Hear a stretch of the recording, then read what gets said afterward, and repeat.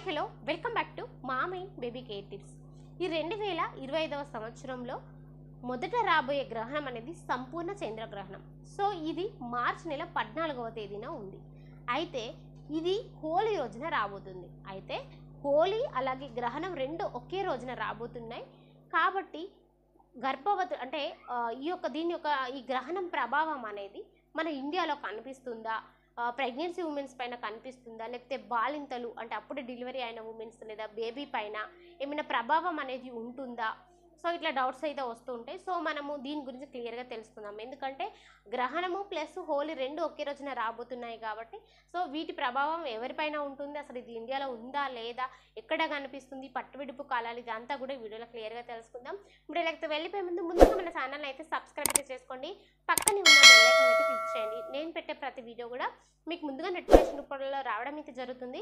ఏదైనా సందేహాలు ఉంటే కింద కామెంట్ చేయండి, తప్పకుండా నేను మీకు రిప్లై ఇస్తాను. ఇక 2025 సంవత్సరంలో మొత్తం 2 సూర్యగ్రహణాలు 2 చంద్రగ్రహణాలు అయితే ఉన్నాయి. మొదట రాబోయే గ్రహణం అనేది మార్చి 14వ తేదీన హోలీ రోజున ఉంది. సో హోలీ గ్రహణం ఇది సంపూర్ణ చంద్రగ్రహణం. ఇవి రెండు ఒకే రోజున వస్తున్నాయి. మరి ఇది ఇండియాలో ఉంది అంటే ఇది ఇండియాలో లేదు, వేరే కంట్రీస్లలో ఉంది. ఇది ఎక్కడ ఉంది అంటే అమెరికా, పశ్చిమ యూరప్, పశ్చిమ ఆఫ్రికా, ఉత్తర దక్షిణ అట్లాంటిక్ మహాసముద్రాలలో ఈ గ్రహణ ప్రభావం అయితే ఉందన్నమాట. ఈ గ్రహణం ఏర్పడే టైంలో మనకి ఇండియాలో అప్పుడు పగటి టైం ఉంటుంది. సో కాబట్టి ఆ గ్రహణం అనేది మన ఇండియా పైన ప్రభావం అనేది ఉండదు. ఇది నేను చెప్పిన కంట్రీస్లలో మాత్రమే ఉంటుంది. సో ఇది హోలీ రోజున వచ్చినప్పటికీ కూడా ఇది మన దగ్గర లేదు కాబట్టి మనం ఎలాంటి నియమాలు, ఎలాంటి సూతకాలాలు పాటించాల్సిన అవసరం లేదు. అయితే మనకి సెప్టెంబరు 7-8 తేదీలలో గ్రహణం అయితే ఉంది. ఆ గ్రహణం రోజు మాత్రం అది మాత్రం మన ఇండియాలో కనిపిస్తుంది. అప్పుడు ఖచ్చితంగా ఆ టైంలో బేబీస్ని బయటకు తీసుకువెళ్ళొద్దు.